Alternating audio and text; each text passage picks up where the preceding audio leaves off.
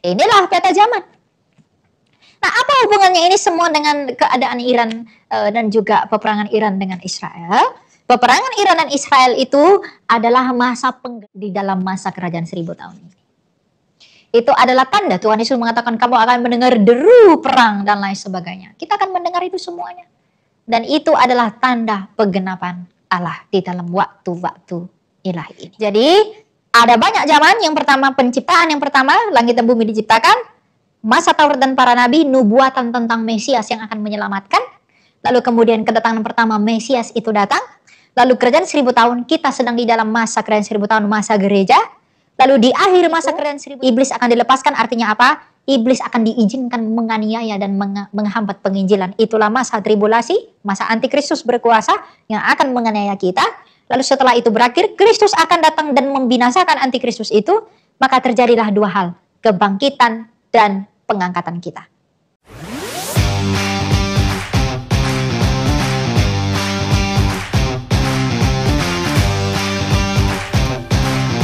Shalom saudara-saudara terkasih dalam Tuhan kita Yesus Kristus. Nah, berhubung saat ini lagi marak dan menguap pemberitaan tentang peperangan antara Israel dan juga Iran, kemudian ini dihubungkan dengan keadaan akhir zaman yang ada di dunia ini. Apakah memang hal itu benar-benar tanda akhir zaman? Betul sekali. Tetapi perlu kita mengetahui kita sedang hidup di masa apa dan seperti apakah kita menurut perspektif eskatologi Alkitab. Oleh karena itu sekarang kita akan belajar tentang peta zaman menurut kitab suci. Nah, di sini saya telah menyediakan peta zaman. Yang pertama ada masa penciptaan yang pertama. Dimulai dengan Kejadian 1 ayat 1, pada mulanya Allah menciptakan langit dan bumi. Jadi, di zaman penciptaan yang pertama adalah Allah menjadikan segala sesuatu untuk manusia. Allah menciptakan langit dan bumi ini, Allah menciptakan bumi ini untuk manusia. Makanya dalam ayat 26 dikatakan 26 dan 28 ya. Tuhan berkata apa? Beranak cuculah dan penuhilah seluruh bumi. Dan bertambah banyaklah, penuhkanlah bumi, berkuasalah atas ikan-ikan di laut dan burung-burung di udara. Jadi pada masa penciptaan, Allah menciptakan apapun yang ada di bumi ini untuk manusia. Tapi setelah kejatuhan manusia ke dalam dosa, maka Tuhan memberi aturan untuk membatasi manusia itu tetap teratur di dalam keberdosaannya, maka memasuki masa Taurat dan para nabi. Dan kemudian di zaman Taurat dan para nabi ini, sampai hari ini mereka mewariskan dua hal, yaitu kitab Taurat, 5 kitab Musa, atau yang disebut dengan Pentateuch, dan juga kitab para nabi atau Nefim yang kita sebut dengan perjanjian lama. Dalam hal ini Yesaya, Yeremia, Amos, Obadya, dan lain sebagainya. Lalu kemudian setelah genap waktunya, datanglah Mesias pada kedatangan yang pertama. Di kedatangan yang pertama ini, dibuka dengan Ibrani 1 ayat yang pertama. Dikatakan demikian, setelah pada zaman dahulu, Allah berulang kali dan dengan berbagai cara berbicara kepada nenek moyang kita dengan perantaraan para nabi. Berarti dulu Allah berbicara kepada nenek moyang kita melalui perantaraan para nabi, maka sekarang pada zaman akhir ini Ia berbicara kepada kita dengan perantaraan anaknya yang telah Ia tetapkan sebagai ahli waris segala sesuatu. Dikatakan pada zaman akhir ini, berarti kalau pada zaman akhir ini adalah ketika kedatangan Kristus yang pertama. Jadi ketika Tuhan Yesus datang pada kedatangan yang pertama, itulah zaman akhir. Dan kita sedang hidup di zaman akhir. Jadi kedatangan Kristus yang pertama, itu adalah zaman akhir. Dan ketika dia datang pada kedatangan yang pertama, Ia mendirikan gerejanya, Ia mendirikan jemaatnya, dan ketika Ia terangkat ke surga, Ia meninggalkan satu masa, yaitu kerajaan 1000 tahun atau masa gereja. Nah, banyak orang yang salah menafsirkan atau kurang tepat dalam menafsirkan di dalam pandangan lain tentang kerajaan 1000 tahun. Mereka percaya bahwa kerajaan 1000 tahun itu adalah nanti. Tapi mari kita pelajari bersama di dalam Wahyu yang ke-20 ayat yang pertama sampai yang ke-6 tentang kerajaan 1000 tahun. Perlu diketahui teman-teman bahwa kerajaan 1000 tahun tidak boleh ditafsirkan dengan makna harafiah. Bahwa kerajaan 1000 tahun betul-betul 1000 tahun lamanya. Menafsir kitab Wahyu, ingat kitab Wahyu adalah kitab apokaliptik. Kitab yang penuh dengan dan syarat akan makna simbolik. Kalau kita ingin menerjemahkan kitab Wahyu dengan simbol, maka kita tidak boleh menerjemahkan yang lainnya dengan makna yang harafiah. Jadi kerajaan 1000 tahun bukanlah kerajaan betul selama 1000 tahun persis seperti yang kita hitung dalam tahun-tahunnya sekarang. Tapi apa yang disebut dengan kerajaan 1000 tahun? Kerajaan 1000 tahun di dalam yang disebut dengan pemahaman gematria. Gematria Ibrani. Dalam gematria Ibrani, angka 10 adalah angka yang genap. 10 adalah angka yang genap. Sedangkan 3 adalah angka ilahi, merujuk kepada angka Tritunggal. 3 adalah angka ilahi. Jadi 10 kali 10 kali 10 sama dengan 1000 adalah angka kegenapan ilahi. Kalau dikaitkan dengan kerajaan 1000 tahun, artinya kerajaan 1000 tahun itu adalah kerajaan yang genap di dalam waktu yang ilahi. Jadi itu bukan waktu beneran 1000 tahun. Sama seperti 144.000 yang masuk surga di kitab Wahyu, itu bukan 144.000 betulan. Itu perkalian 12 kali 12 kali 1000. 12 yang pertama mewakili perjanjian lama, 12 yang kedua mewakili perjanjian baru yang diwakili 12-nya Rasul Kristus, dan 1000 adalah kegenapan waktu ilahi. Jadi 144.000 itu bukan dimaknai secara harafiah. Demikian juga kerajaan 1000 tahun itu bukan kerajaan benar-benar 1000 tahun seperti yang dipahami oleh banyak orang, tapi itu adalah kerajaan di dalam waktu kegenapan ilahi. Berapa lama waktunya tidak tahu, tapi yang pasti itu terjadi mulai dari kedatangan Kristus yang pertama sampai nanti kedatangan Kristus yang kedua. Jadi apakah kita sedang hidup di dalam kerajaan 1000 tahun? Iya, kita sedang hidup di dalam masa kerajaan 1000 tahun saat ini. Ada orang-orang yang berkata, kalau kita sekarang sedang hidup dalam kerajaan 1000 tahun, bagaimana dengan Wahyu 20 bahwa iblis sudah diikat? Kalau begitu, mari kita pelajari apa maksud bahwa iblis diikat. Kita baca mulai dari Wahyu yang ke-20. Wahyu yang ke-20 ayat yang pertama sampai yang ke-6 tentang kerajaan 1000 tahun. Lalu aku melihat seorang malaikat turun dari surga memegang anak kunci jurang maut dan suatu rantai besar di tangannya. Nah, kalau 1000 tahun mau ditafsirkan secara harafiah, apakah rantai ini juga mau dipahami secara harafiah? Tentu tidak. Jadi rantai di sini adalah simbol saja yang menyingkapkan suatu makna dari apa yang ingin disampaikan oleh Allah melalui Rasul Yohanes dalam penglihatannya di Pulau Patmos ini. Ayat yang kedua, ia menangkap naga, si ular tua itu yaitu iblis dan setan, dan mengikatnya selama 1000 tahun. Jadi iblis ini diikat selama 1000 tahun. Ya, ia melemparkannya ke dalam jurang maut, lalu menutup jurang maut itu dan memeteraikannya di atasnya, supaya ia jangan lagi menyesakkan masa-masa sebelum berakhir masa 1000 tahun itu. Artinya apa? Iblis itu diikat selama 1000 tahun, dan dikatakan apa? Setelah itu akan dilepaskan untuk sementara waktu. Artinya, iblis itu di dalam kerajaan 1000 tahun ini akan diikat. Tetapi di akhir masa kerajaan ini dia akan dilepaskan. Nah, apa artinya bahwa iblis ini diikat di dalam masa kerajaan 1000 tahun? Diikat di dalam pemahaman orang Yahudi. Diikat itu artinya dibatasi kuasanya.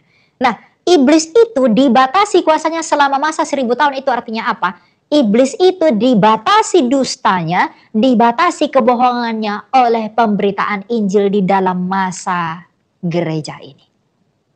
Jadi sekarang iblis itu sedang diikat, yang artinya apa? Dusta iblis itu belum bisa mengalahkan pemberitaan Injil. Yang artinya di dalam masa kerajaan 1000 tahun sekarang ini, iblis sedang dibatasi kuasanya dan tidak dapat berbuat yang lebih kuat daripada pemberitaan Injil itu sendiri. Dan nanti dikatakan dalam Wahyu 20 ayat 3, setelah kerajaan 1000 tahun ini berakhir, artinya di ujung kerajaan 1000 tahun itu, iblis akan dilepaskan untuk sementara waktu. Itulah yang kita sebut dengan masa tribulasi atau masa penganiayaan. Nah, kita lanjutkan dulu dengan kerajaan 1000 tahun. Kerajaan 1000 tahun ayat 4, lalu aku melihat tahta-tahta dan orang-orang yang duduk di atasnya, kepada mereka diserahkan kuasa untuk menghakimi. Aku juga melihat jiwa-jiwa mereka yang telah dipenggal kepalanya karena kesaksian tentang Yesus dan karena firman Allah, yang tidak menyembah binatang itu dan patungnya, dan juga tidak menerima tandanya pada dahi dan tangan mereka. Mereka hidup kembali dan memerintah sebagai raja bersama Kristus untuk masa 1000 tahun. Siapakah yang kepalanya dipenggal ini? Siapakah mereka yang mati dan memerintah bersama Kristus selama 1000 tahun? Itu adalah para martirnya Kristus yang dibangkitkan menurut roh yang terjadi di dalam masa gereja ini. Jadi para martirnya Tuhan Yesus yang mati di zaman 1000 tahun sekarang ini, mereka dibangkitkan secara roh ke Firdaus, dan di sana mereka memerintah bersama-sama dengan Kristus untuk masa sebelum kedatangannya yang kedua kali. Ayat yang kelima, namun orang-orang mati lainnya tidak hidup kembali sebelum berakhir masa 1000 tahun itu. Inilah kebangkitan yang pertama. Jadi kebangkitan pertama itu teman-teman bukan kebangkitan tubuh. Itu adalah kebangkitan roh, yaitu orang yang martir di dalam Kristus dan orang yang mati di dalam Yesus dibangkitkan menurut roh dan dibawa ke Firdaus. Dan mereka di Firdaus saat ini sedang memerintah bersama-sama dengan Kristus untuk masa sekarang ini. Jadi kebangkitan pertama itu bukan kebangkitan tubuh. Itu adalah kebangkitan roh. Kalau mungkin kamu mengada-ngada, ingat dalam Matius 27 ayat 52 sampai 53 ada juga yang disebut bangkit ketika Yesus bangkit. Apakah itu bangkit di dalam roh, di dalam tubuh? Tidak. Itu adalah kebangkitan rohani. Matius 27 ayat 52 sampai 53. Kuburan-kuburan terbuka dan banyak orang kudus yang telah meninggal dibangkitkan. Sesudah kebangkitan Yesus, mereka keluar dari kubur, lalu masuk ke kota kudus dan menampakkan diri kepada banyak orang. Apakah ketika Yesus bangkit ada juga orang lain yang bangkit seperti kebangkitan Yesus? Tidak. Karena yang bangkit di dalam tubuh hanyalah Yesus, tetapi yang dimaksudkan di ayat ini, orang lain yang bangkit itu adalah orang-orang perjanjian lama yang dibangkitkan secara roh, yang dibebaskan dari tawanan maut dan dibawa Kristus ke Firdaus. Jadi kebangkitan pertama itu bukan kebangkitan tubuh, tapi itu kebangkitan roh bagi mereka yang dibawa oleh Kristus ke Firdaus yang hidup di dalam masa kerajaan 1000 tahun ini. Ya, jadi kerajaan 1000 tahun itu bukan nanti, tapi itu sekarang, dan kita sedang hidup di dalam kerajaan 1000 tahun ini di mana dusta iblis belum mampu berkuasa yang dihambat oleh pemberitaan Injil. Jadi Injil itu belum mampu dibendung oleh dusta iblis. Tapi nanti di akhir masa kerajaan 1000 tahun ini mereka akan dilepaskan, yang artinya apa? Pemberitaan Injil akan di-stop, pemberitaan Injil akan dianiaya, dan mereka akan menganiaya orang-orang kudus milik Allah. Nah, setelah kerajaan 1000 tahun, maka kita akan memasuki masa tribulasi. Di akhir masa kerajaan 1000 tahun, di akhir masa gereja ini, akan terjadi masa penganiayaan yang disebut dengan masa tribulasi. Nah, masa penganiayaan ini, apakah orang Kristen ikut mengalami penganiayaan? Beberapa orang mengatakan orang Kristen akan diangkat sebelum penganiayaan. Tapi hal itu tidak tepat. Mengapa? Mari kita lihat sabda Tuhan Yesus mengenai penganiayaan ini dalam Matius 24 ayat 21 sampai 22. Matius 24 ayat 21 dan ayat 22. Sebab pada masa itu akan terjadi siksaan yang dahsyat, seperti yang belum pernah terjadi sejak awal dunia sampai sekarang, dan yang tidak akan terjadi lagi. Jadi nanti penganiayaan itu tidak akan pernah terjadi lagi, saking dahsyatnya penganiayaan itu. Lalu ayat yang kedua, sekiranya waktunya tidak dipersingkat, tidak seorang pun akan diselamatkan. Namun, oleh karena orang pilihan, waktu itu akan dipersingkat. Perhatikan perkataan Tuhan Yesus tentang namun, oleh karena orang pilihan, waktu itu akan dipersingkat.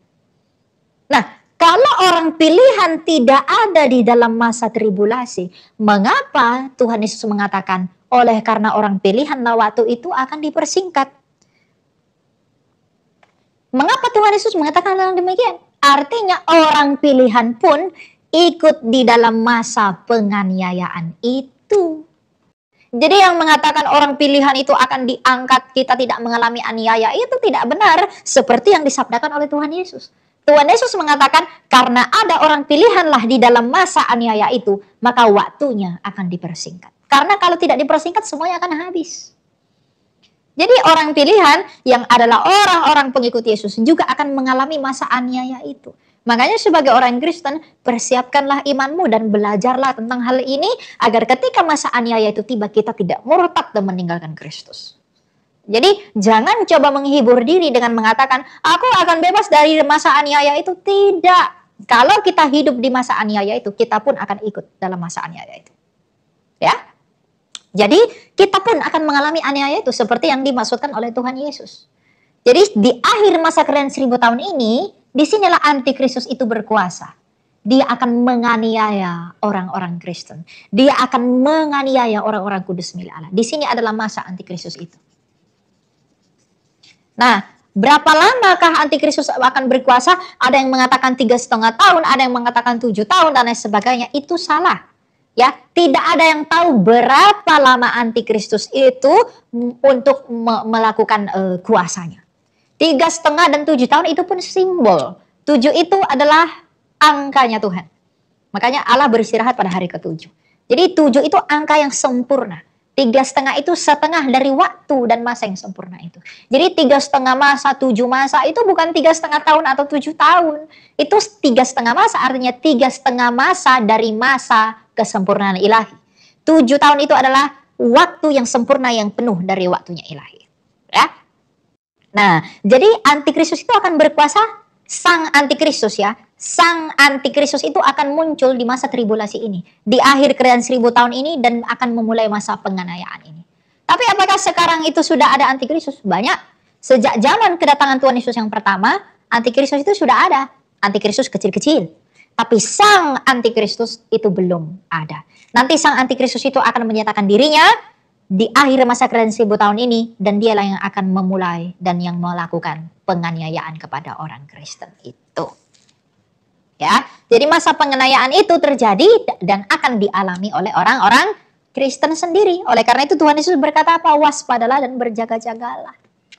Nah, setelah masa penganiayaan itu dipimpin oleh antikristus itu, maka Kristus datang pada kedatangan yang kedua. Disinilah Kristus melakukan kedatangan yang kedua. Dan pada kedatangan yang kedua ini, maka terjadilah 2 hal. Yang pertama terjadi kebangkitan. Ya, ini adalah peristiwa kebangkitan. Mari kita baca dalam 1 Korintus 15, ayat yang ke 1 Korintus 15, ayat yang ke-51 dan ke-52. Sesungguhnya aku menyatakan kepadamu suatu rahasia, kata Paulus. Kita tidak akan mati semuanya, tetapi kita semuanya akan diubah. Ya, dalam sekejap mata, pada waktu bunyi nafir yang terakhir, sebab nafiri akan berbunyi dan orang-orang mati akan dibangkitkan. Ya, orang-orang mati akan dibangkitkan. Orang-orang mati akan dibangkitkan dalam keadaan yang tidak dapat binasa dan kita semua akan dirubah.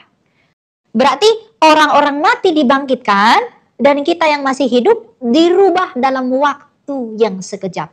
Dan ketika orang-orang mati ini dibangkitkan dari kubur, mereka dibuat dalam keadaan yang tidak dapat binasa, maka kita yang masih hidup ketika melihat Tuhan Yesus datang, kita akan diubahkan seketika dan kita menyongsong dia ke angkasa, maka itulah yang disebut dengan pengangkatan itu. Jadi pengangkatan bukan sebelum antikristus. Pengangkatan itu adalah terjadi pada saat kebangkitan itu terjadi. Ya. Jadi ketika kedatangan Kristus yang kedua, orang mati akan dibangkitkan dari kubur, lalu kita yang masih hidup ketika dia datang, kita akan diubahkan seketika lalu menyongsong dia ke angkasa seperti yang dikatakan oleh 1 Tesalonika 4. 1 Tesalonika 4, ayatnya yang ke-14 dan 17. Karena jikalau kita percaya bahwa Yesus telah mati dan bangkit, maka kita percaya juga bahwa dengan perantaraan Yesus, Allah akan mengumpulkan bersama-sama dengan dia mereka yang telah meninggal. Hal ini kami katakan kepadamu dengan firman Tuhan. Kita yang masih hidup, yang masih tinggal sampai kedatangan Tuhan, sekali-kali tidak akan mendahului mereka yang telah meninggal. Nah, kalau orang-orang mengatakan kita akan diangkat. Kapan kita akan diangkat? Kita akan diangkat sebelum masa penganiayaan. Berarti kita duluan dong daripada kebangkitan. Alkitab berkata bahwa ayat 1 Tesalonika 4 ayat 15, kita yang masih hidup, yang masih tinggal sampai kedatangan Tuhan, sekali-kali tidak akan mendahului mereka yang telah meninggal. Jadi kita ini nggak akan diangkat baru terjadi kebangkitan, itu salah. Tapi yang mati dulu dibangkitkan. Maka pada saat yang sama setelah yang mati semua dibangkitkan, maka kita yang masih hidup ini diubahkan seketika baru menyongsong dia ke angkasa.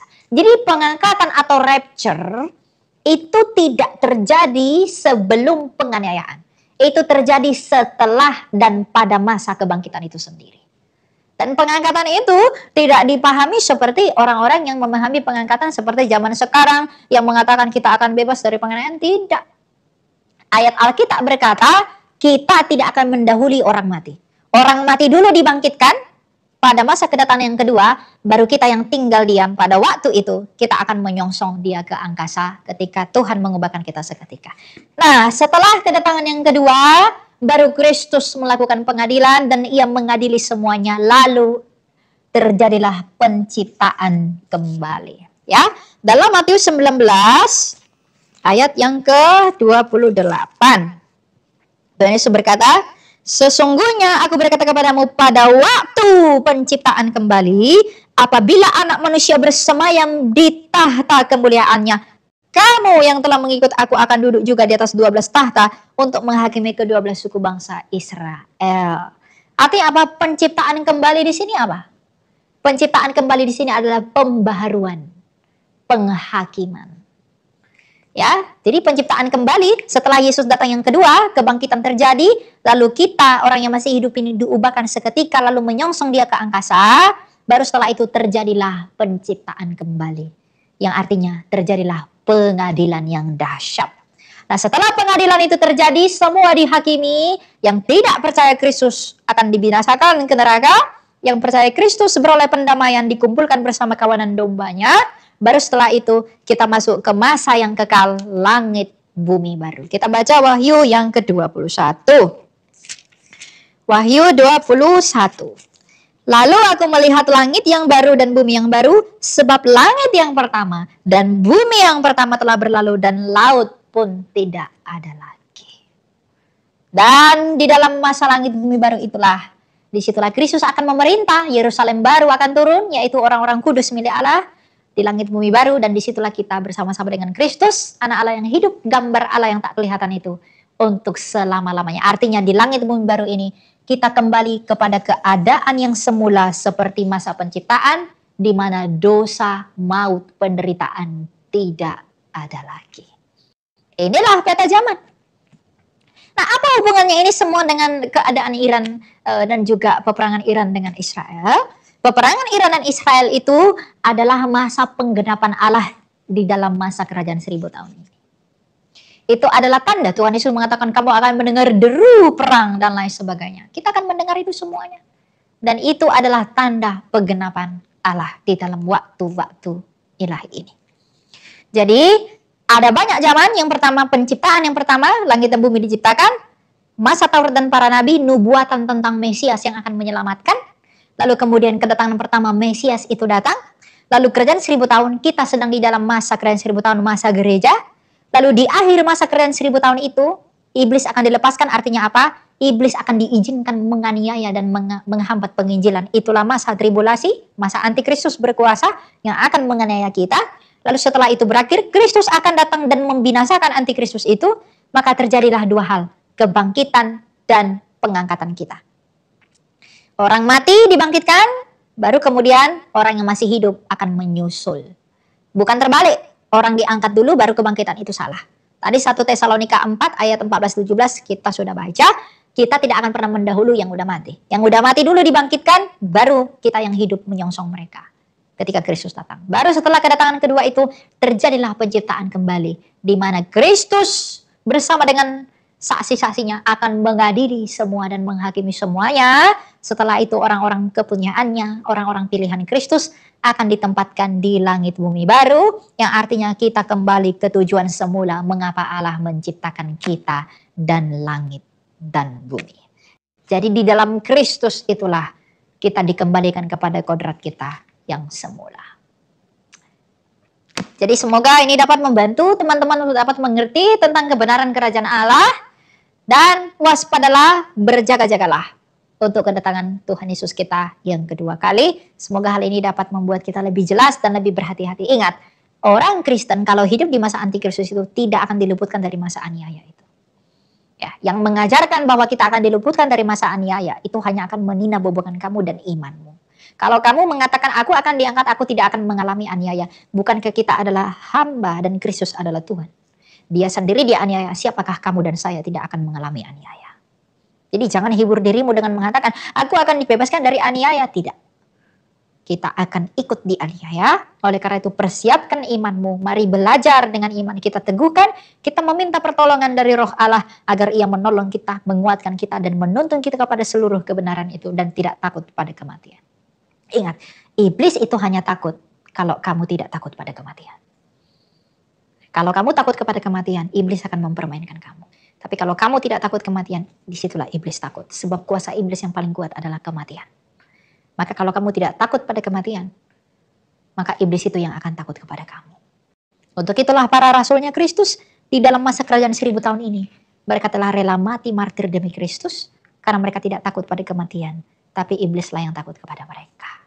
Dan upah akibat mereka rela mati demi Kristus apa? Upah dari mereka tahan di dalam penganiayaan itu apa? Mereka memerintah bersama Kristus di dalam kerajaan kekekalan Kristus ini. Dan sebagai tambahan saya perlu katakan, kerajaan 1000 tahun itu hanya dibahas dalam Wahyu 20 ayat 1-6. Di luar itu tidak ada. Jadi kalau kita menafsirkan kerajaan 1000 tahun itu nanti dan benar-benar 1000 tahun, itu tidak tepat. Karena Tuhan Yesus tidak pernah mengatakan dia punya kerajaan memang benar 1000 tahun. Paulus juga tidak pernah mengatakan dia punya kerajaan betul-betul 1000 tahun. Kerajaan Yesus itu berapa lama? Selama-lamanya. Kita baca dalam Lukas 1 ayat yang ke-31. Ya, dan ke 32 sampai ke 33. Ia akan menjadi besar dan akan disebut anak Allah yang maha tinggi. Tuhan Allah akan memberikan kepadanya tahta Daud bapa leluhurnya. Ia akan memerintah atas keturunan Yakub sampai selama-lamanya dan kerajaannya tak berkesudahan. Jadi kerajaan Tuhan Yesus itu tidak 1000 tahun. Selama-lamanya dan tidak berkesudahan. Itu dimulai dari kedatangannya sampai kekekalan. Waktu yang genap. Ya, ini dapat kami sampaikan. Semoga hal ini dapat membantu kita semua. Tuhan Yesus memberkati.